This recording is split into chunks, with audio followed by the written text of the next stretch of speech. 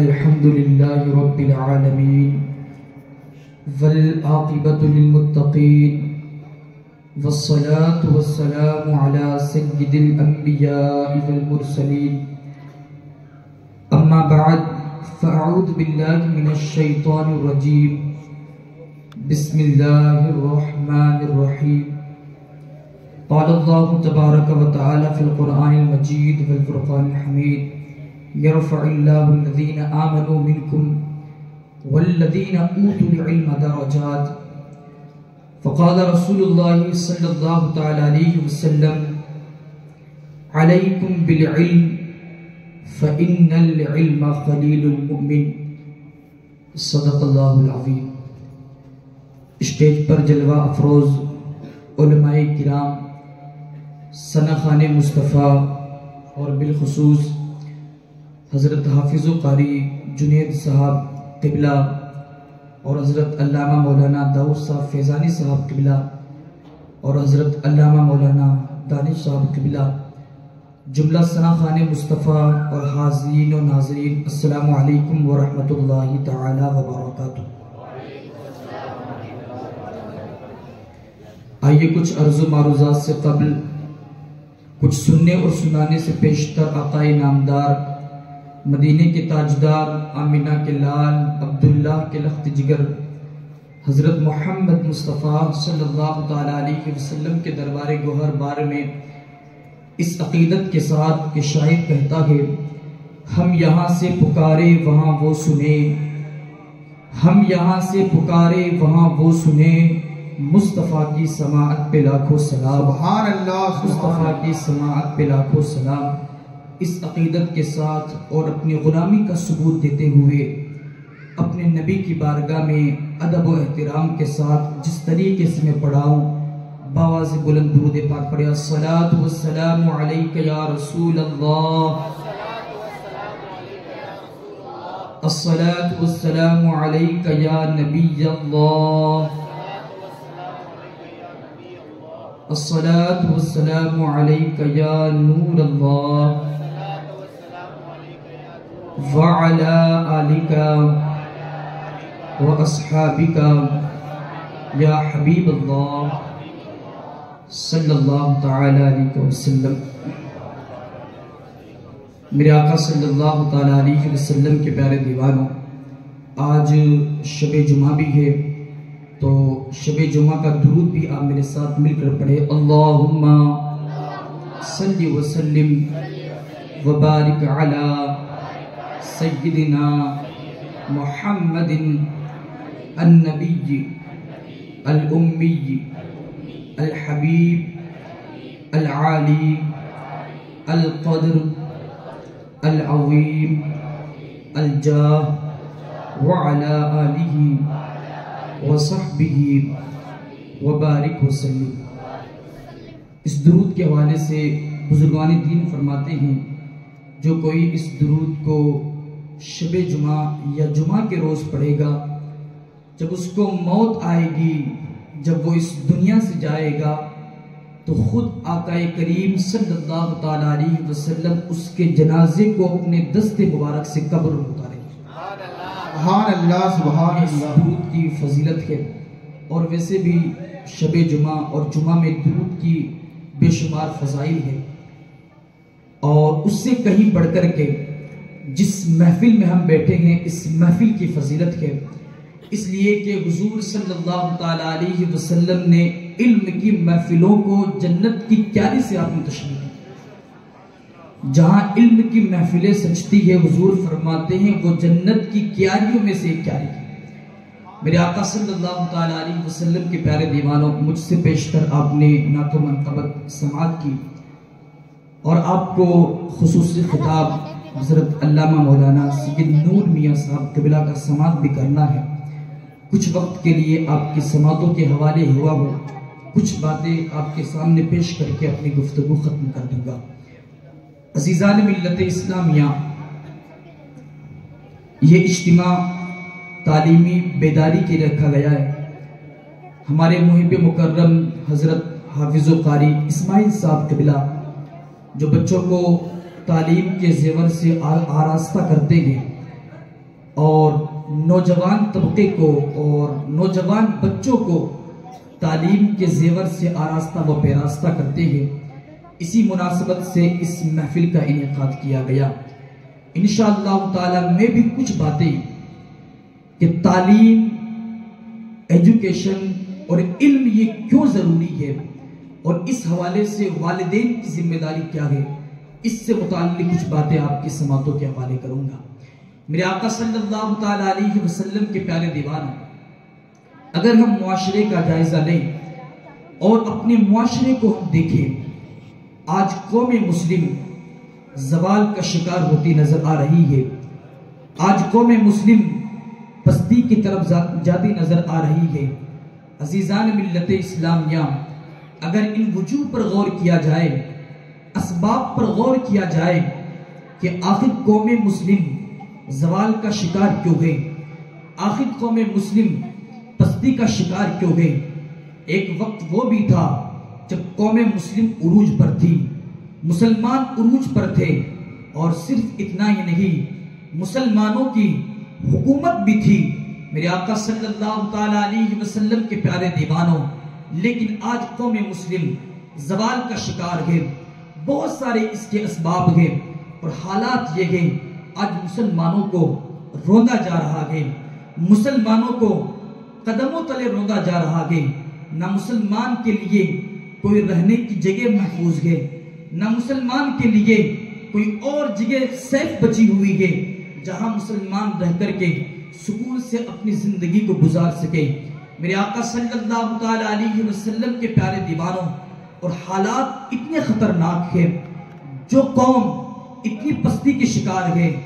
زوال کی شکار ہے، اس کے باوجود قوم کو اس بات کی فکر نہیں ہے کس طریقے سے قوم کو اوپر لایا جائے، نوجوانوں کو اوپر لایا جائے۔ میرے آقا صلی اللہ تعالی علیہ وسلم کے پیارے دیوانوں، ایک طبقہ تو ایسا ہے جسے پتہ ہی نہیں ہے قوم کہاں جا رہی ہے، ان کا شیوا صرف اتنا ہے، کھانا ہے، پینا ہے، دن گزرے گا، رات گزرے گی، اور اس کے بعد ان کی زندگی چل رہی ہے۔ میرے آقا صلی اللہ تعالی علیہ وسلم کے پیارے دیوانوں، اگر ان باتوں پر غور کیا جائے، اسباب کو تلاش کیا جائے کہ آخر قوم مسلم زوال کا شکار کیوں گئی، قوم مسلم پستی کا شکار کیوں گئی، میرے آقا صلی اللہ تعالی علیہ وسلم کے پیارے دیوانوں، جو ہم اسباب پر غور کریں گے، جیسے جیسے اسباب کو تلاش کرتے جائیں گے، بہت سارے اسباب ہمارے سامنے آئیں گے جس کی وجہ سے آج قوم مسلم زوال کا شکار گئے، قوم مسلم پستی کا شکار گئے۔ عزیزان ملت اسلامیہ، ایک سبب تو یہ ہے، آج قوم مسلم کے پاس وقت کی کوئی اہمیت نہیں ہے، وقت کی کوئی قیمت نہیں ہے۔ گویا کہ انسان یہ سمجھتا ہے کہ اس کو اللہ نے بیکار پیدا کیا ہے، حالانکہ اللہ رب العزت قرآن مقدس میں ارشاد فرماتا ہے وَمَا خَلَقْتُ الْجِنَّ وَالْإِنسَ إِلَّا لِيَعْبُدُونَ، اور ایک مقام پر فرماتا ہے الَّذِي خَلَقَ الْمَوْتَ وَالْحَيَاةَ لِيَبْلُوَكُمْ أَيُّكُمْ أَحْسَنُ عَمَلًا، ہم نے موت و حیات کو اس لیے پیدا کیا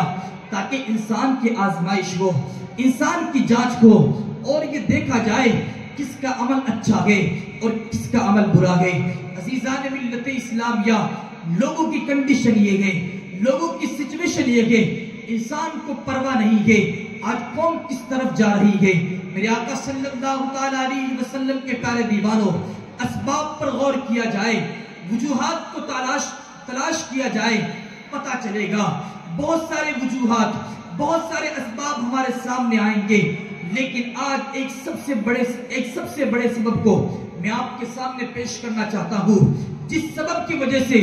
قوم مسلم زوال کا شکار ہے، قوم مسلم پستی کا شکار ہے۔ ایک قوم وہ بھی تھی، ایک دور ہمارا وہ بھی تھا جب قوم مسلم عروج پر تھی، مسلمانوں کی حکومت تھی، مسلمان کوئی عام انسان نہیں تھا، کوئی عام ذات نہیں تھی، کوئی عام قوم تصور نہیں کی جاتی تھی، بلکہ بڑی قوموں کے اندر مسلمانوں کا شمار ہوتا تھا، بڑی قوموں کے اندر مسلمانوں کو گنا جاتا تھا۔ عزیزان ملت اسلامیہ، لیکن جب سے جو سبب میں آپ کے سامنے پیش کرنا چاہتا ہوں، جب سے ہم نے اس سبب کو چھوڑ دیا ہے، قوم مسلم زوال کا شکار ہونے لگی ہے۔ عزیزان ملت اسلامیہ، بہت ساری وجوہات ہے. سب سے بڑی وجہ ہے کہ آج قوم مسلم تعلیم سے دور ہو چکی ہے, علم سے دور ہو چکی ہے, ایجوکیشن سے دور ہو چکی ہے. آج قوم مسلم کو تعلیم سے کوئی پرواہ نہیں ہے, ایجوکیشن کی کوئی فکر نہیں ہے, علم کی کوئی فکر نہیں ہے, جس کا نتیجہ یہ ہوا کہ وہ قوم جو ایک وقت کے اندر عروج پر تھی, جن کا معاملہ عروج پر تھا,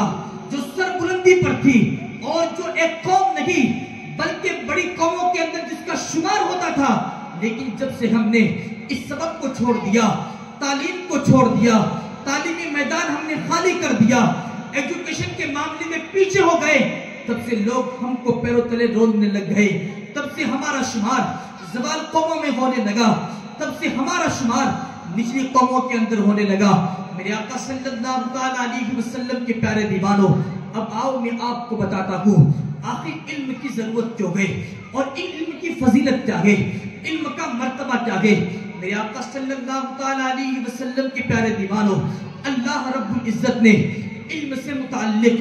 قرآن مقدس میں بہت آیات ارشاد فرمائی ہے. ایک مقام پر میرا پروردگار ارشاد فرماتا ہے, یرفع اللہ الذین آمنوا منکم والذین اوتوا العلم درجات, بے شک اللہ رب العزت ایمان والوں کے درجوں کو بلند کرے گا, وَأُوتُوا الْعِلْمَ دَرَجَاتٍ, اور علم والوں کے درجوں کو بلند فرمائے گا. میرے آقا صلی اللہ تعالیٰ علیہ وسلم کے پیارے دیوانوں,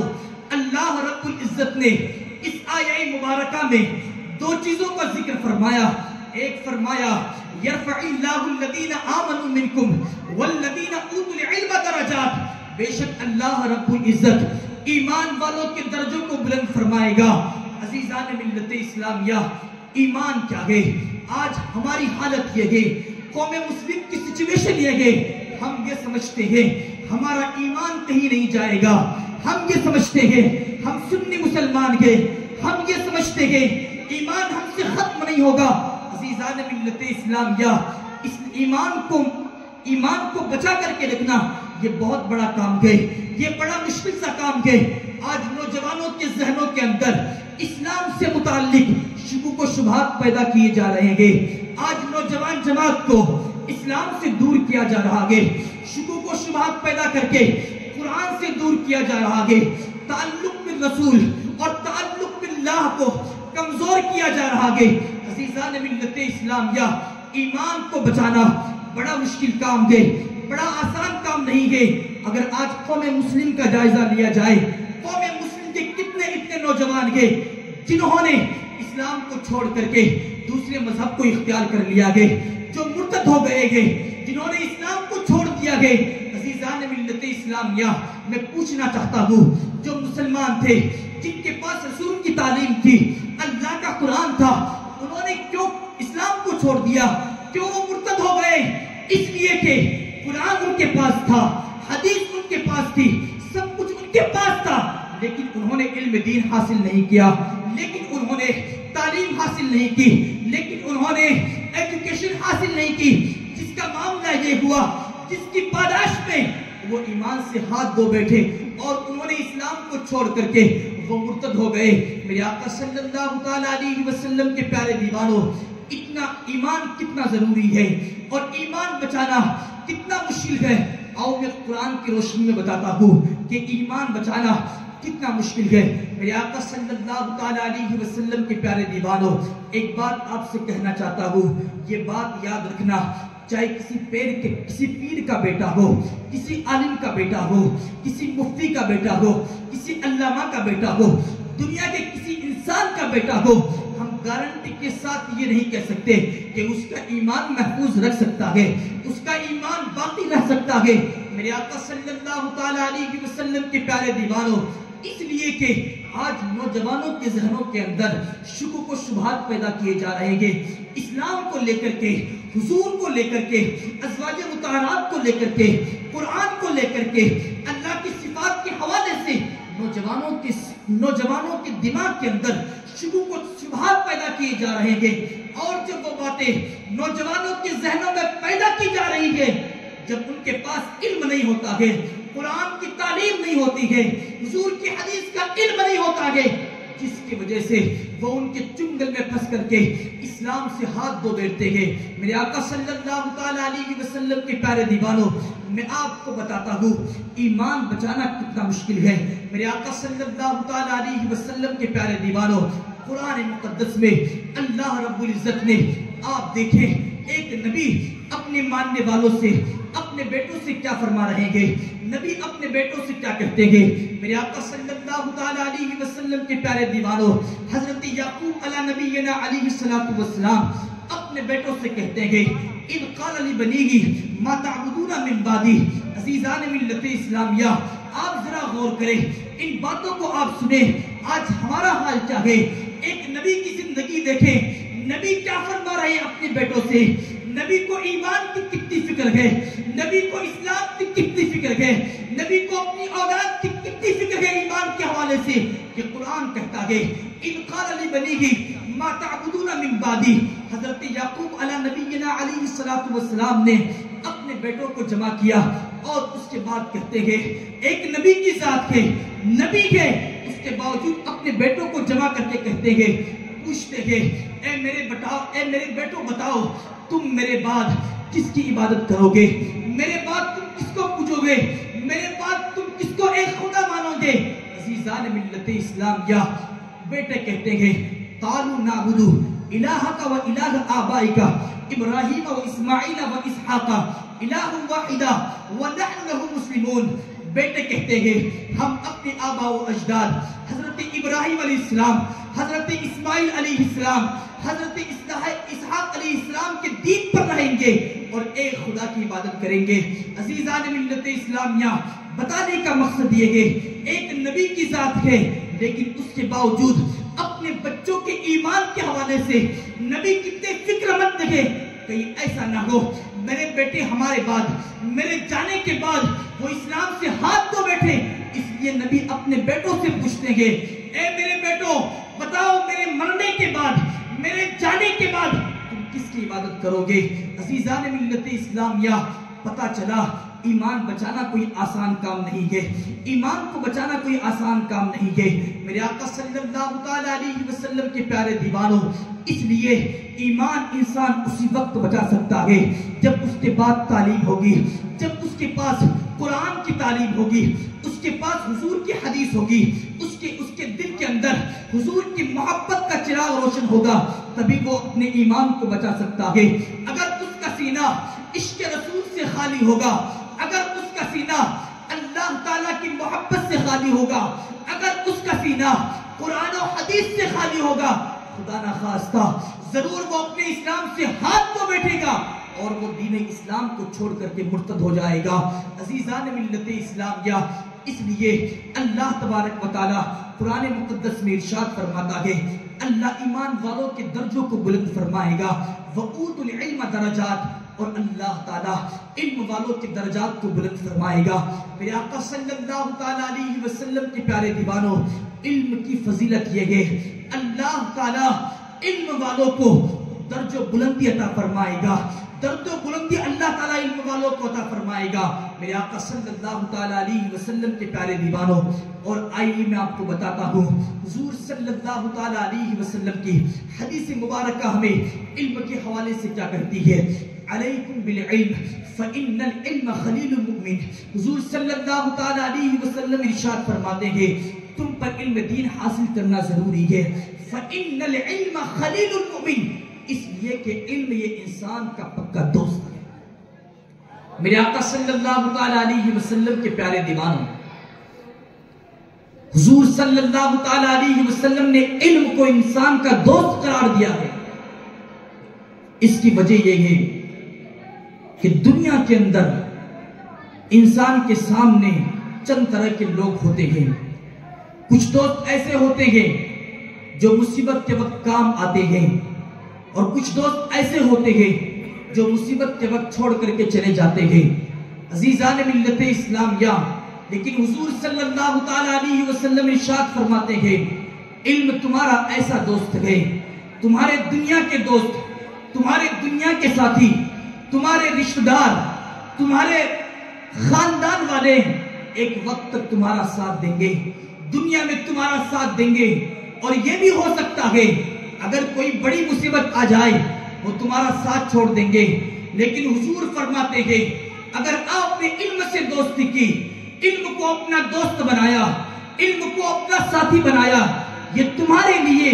دنیا میں بھی کام آئے گا اور قبر میں بھی تمہارے کام آئے گا اور حشر میں بھی تمہارے کام آئے گا۔ جب قبر کے اندر تم تنہائی محسوس کرو گے، جب تمہارے پاس کوئی چراغ نہیں ہوگا، کوئی دوست نہیں ہوگا، کوئی گھر والا نہیں ہوگا، اس وقت یہ علم تمہارا دوست بنے گا، اس وقت یہ علم تمہیں تسلی کے جملے کہے گا، اس وقت یہ علم تمہارے لیے تسلی کا سامان پیدا کرے گا۔ میرے آقا صلی اللہ تعالیٰ علیہ وسلم کے پیارے دیوانوں، اس لیے علم حاصل کرنا ضروری ہے۔ میرے آقا صلی اللہ تعالیٰ علیہ وسلم کے پیارے دیوانوں، حافظ اسماعیل صاحب نے جو یہ مکتب قائم کیا ہے،